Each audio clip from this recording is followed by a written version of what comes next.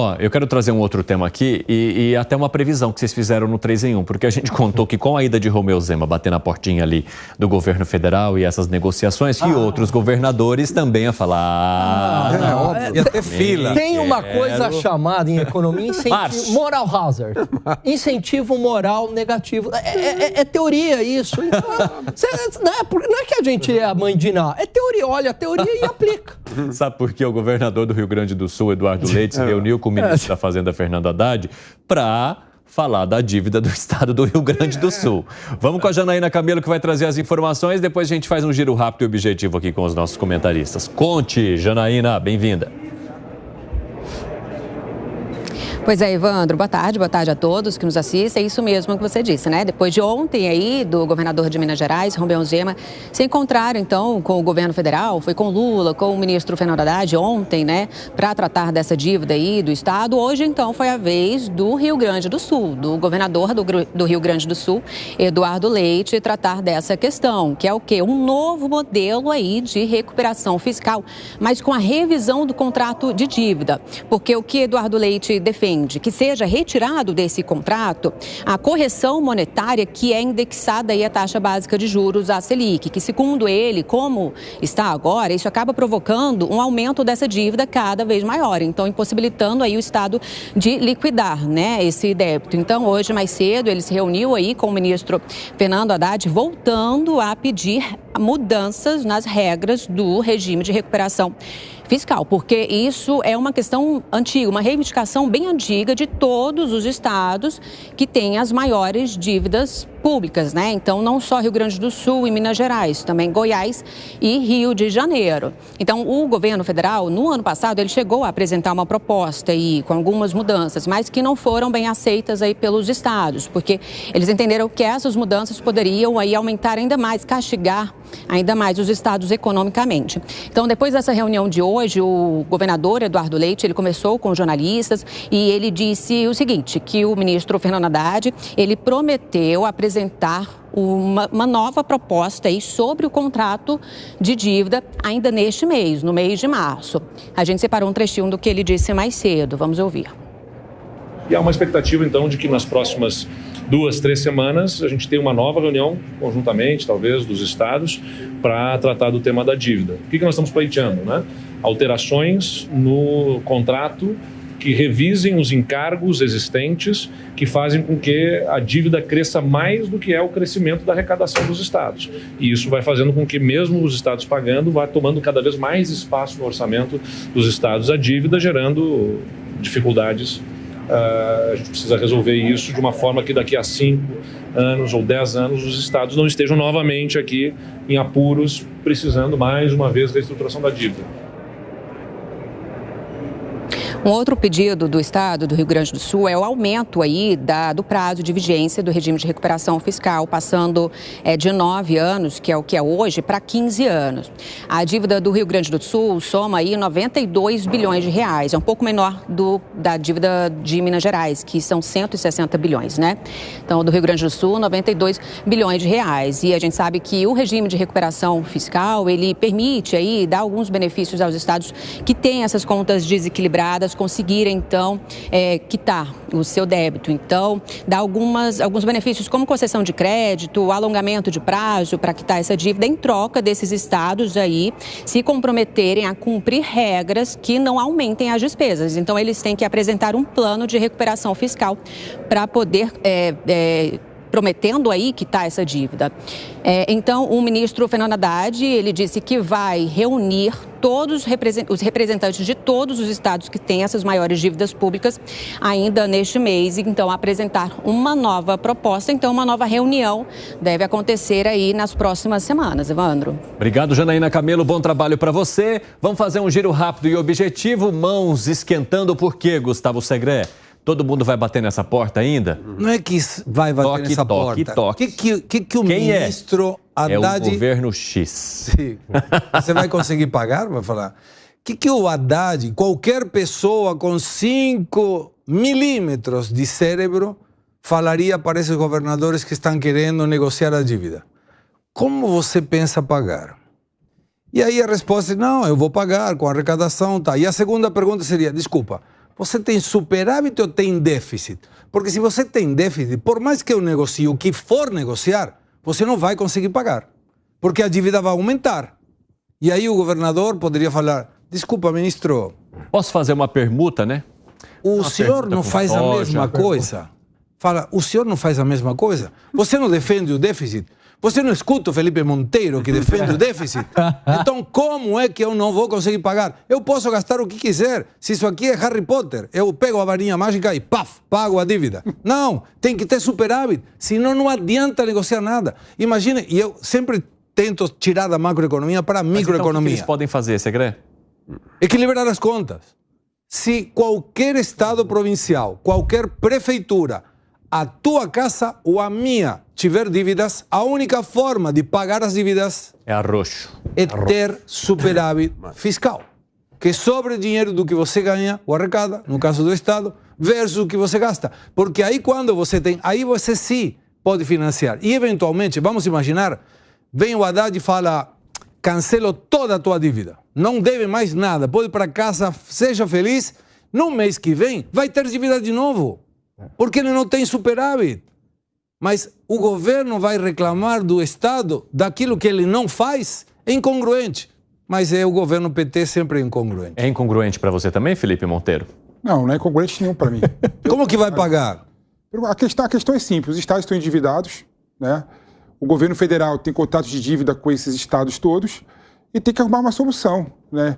E eu vejo os outros estados reivindicando a mesma situação, uma oportunidade de discutir a política pública de forma uniforme, criar um novo regime de recuperação fiscal necessária para tirar os estados da falência. Só me explica como paga se deve cada dia mais. Não. Então, qual a solução? Tem que ter uma solução. Qual a solução? Ou discutir o alongamento da dívida, ou discutir a questão objetiva de redução dos juros. Pode fazer tudo o que quiser. Pode alongar a dívida e diminuir os juros. Pode zerar a dívida. No mês que vem, se gastar mais do que arrecada, vai ter mais dívida. Mas você pode, por exemplo, permitir que a União renegocie com os estados se o estado mostrar um plano de recuperação viável. Olha só uma política. O que seria um plano de recuperação? Mostrar quando que vai ter superávit. Garoto! Eu posso ter várias formas de fazer isso. Opa! Redução do custo da máquina pública. Opa! Eu posso ter várias formas de fazer isso. Tá vendo como depende? Se eu devo, é uma coisa. Se outro deve, é outra coisa. Eu consigo pensar de forma inteligente uma forma de colocar esses estados que estão em dívidas, estão com problemas fiscais e têm que negociar com a União Federal, né, de alguma forma, para ter algum tipo de ou prorrogação do prazo de pagamento ou alteração dos juros, né? E posso fazer isso de forma inteligente, que esses estados negociem e aceitem determinadas condições para a renegociação da dívida. Olha só, todo mundo ganha, é um ganha-ganha. O que foi, Dávila? Não, olha, 2 pontos importantes aqui. O primeiro ponto é o seguinte, assim, por que os estados estão estrangulados? Vamos voltar à origem. Porque o governo do PT deixou os estados voltarem a se endividar. Aí os estados ficaram viciados no negócio e começaram a se endividar, né? Aumentar gasto, dar reajuste para o funcionário público, aumentar o custo da máquina. Pronto, começou a estrangular as finanças do estado. Segundo ponto, o que tem em comum o Rio Grande do Sul, que tem a pior dívida do Brasil, e Minas Gerais, que tem uma das piores dívidas. Por quê?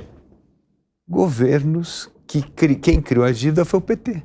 Né? É isso. Uma coisa que eu acho interessante. PT, tanto... PP ou PT? PT, não. O PP não estava no governo, a gente não pode culpar. Não, porque às vezes eu misturo as ideias. Olha só que coisa interessante. Os governos mais endividados foram sucedidos por um governo do Rio Grande do Sul, no Rio Grande do Sul, PSDB, no governo em Minas, pelo Zema, que herdaram as maiores dívidas desses governos petistas. Então, o PT topa que o Estado volta a se endividar, o PT cria um enorme endividamento e aí começa justamente o juro sobre a dívida a crescer. Aí o que aconteceu?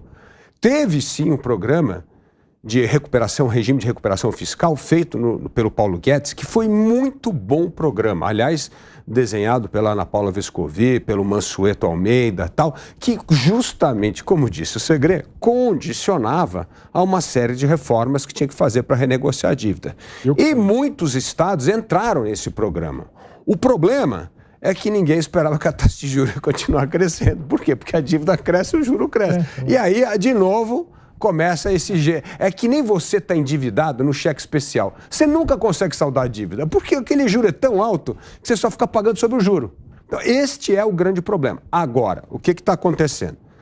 Começa uma pressão, como teve a semana passada aqui a reunião dos governadores do Sul e Sudeste, tocando no ponto da dívida. Começou a romaria lá com o Romeu Zema e hoje com o Eduardo Leite, mas tocar, rediscutir dívida, ok. Agora, o que eu não gostei dessa reunião dos governadores do Sul-Sudeste?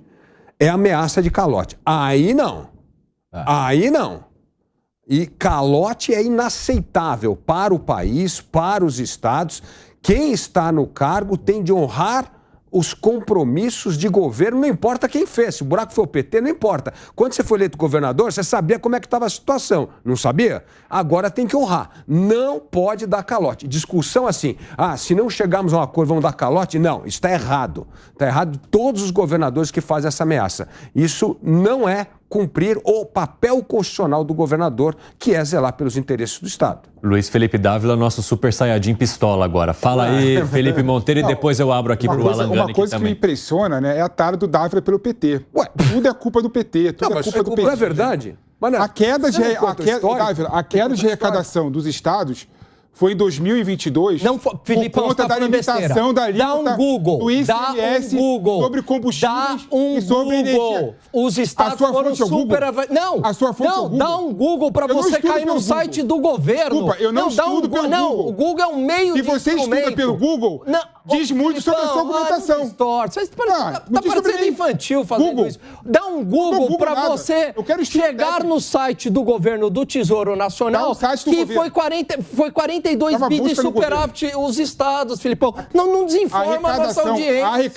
A arrecadação dos estados, a arrecadação caiu em 2022. Caiu, mas foi com a limitação do ICMS dos combustíveis e energia elétrica. E daí, Felipe? Foi superavitária naquele momento. Depois, com a limitação, continuou caindo. E daí? Com a dívida, eu vou dar só... Então, esse foi o problema também. Não foi nada problema, nada. Claro que foi problema. Não foi problema nenhum. O negócio é o seguinte, você pegar a culpa é do PT, é mais fácil. E foi mesmo. A culpa é do PT. A culpa também foi do PT, mas não foi só do PT. Do PT. Pera. Ô, Felipe, vamos olhar os fatos, em vez de ficar fazendo proselitismo ideológico que não vai a lugar algum? O ponto é o seguinte, herdaram uma dívida gigantesca. Esses governadores fizeram as reformas, começaram a cortar gasto público. O governo do Rio Grande do Sul fez, inclusive, reforma da Previdência, mexeu na aposentadoria de militares e policiais, que quase outro estado fez. Ou seja, eles estão fazendo a lição de casa. Mesmo fazendo a lição de casa do ajuste das contas públicas, o que acontece? O juro sobre a dívida está crescendo muito. Por quê? Porque era o IPCA mais a taxa de juros, o juro cresceu. Então, que tem que negociar, assim, os estados que não fizeram nada, esses aí precisam ir lá para o regime de recuperação fiscal e falar, começa a fazer a lição de casa. Mas esses dois estados, particularmente, fizeram as reformas estruturantes do estado que outros governos não fizeram. Então ele está chegando e falando assim, eu estou fazendo a minha lição de casa.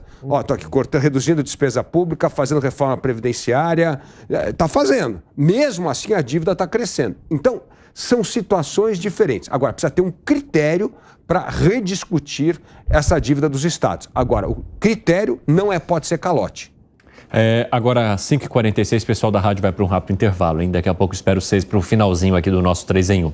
Continuamos nas outras plataformas, temos Gani e Segredo na fila. Não é na fila por empréstimo, é na fila por comentário. Como o PP ele tem uma dificuldade na distinção do que é um meio de se chegar a uma fonte e fonte, eu dei um Google, Filipão, para chegar em várias fontes. É isso que eu quis dizer. Falei, dê um Google. Então, dando um Google... você cai, por exemplo, Poder 360, 41,6 bilhões superávit dos estados em 2022. Aí, gov.br, Estados e Distrito Federal apresenta superávit primário de 41,6 bi. Aí depois, Agência Gov, a mesma notícia. 2022. Aqui, você falou. A gente falou aqui que foi superavitário, você coloca como se fosse deficitário, Filipão. Vamos lá. Tem um erro crasso do Gani, que ele confunde conceitos. Quem está confundindo? O problema é o seguinte, como é que o Estado ganha dinheiro? Arrecadando por meio de imposto. Sim. E o imposto estadual é o ICMS.